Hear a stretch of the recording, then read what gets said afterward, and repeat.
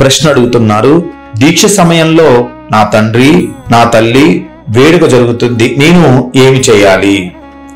ఇక దీక్షా సమయంలో అంటే మనము మొత్తం కూడా 41 రోజుల మన దీక్ష పర్యంత కాలంలో ఉన్నప్పుడు తల్లికి గాని తండ్రికి గాని పూర్వీకులు గాని మనము గౌరవించడం అనేది మన నైతిక విధి.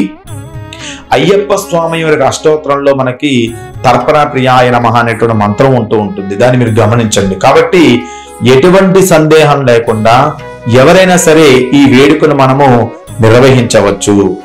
అయ్యప్ప స్వామి వారికి కూడా ముఖ్యంగా ఈ యొక్క తల్లిదండ్రులు అంటే చాలా ఇష్టపూర్వకం. కాబట్టి ఈ యొక్క వేడుక కార్యక్రమంలో మీరు ఖచ్చితంగా పాల్గొనవచ్చు.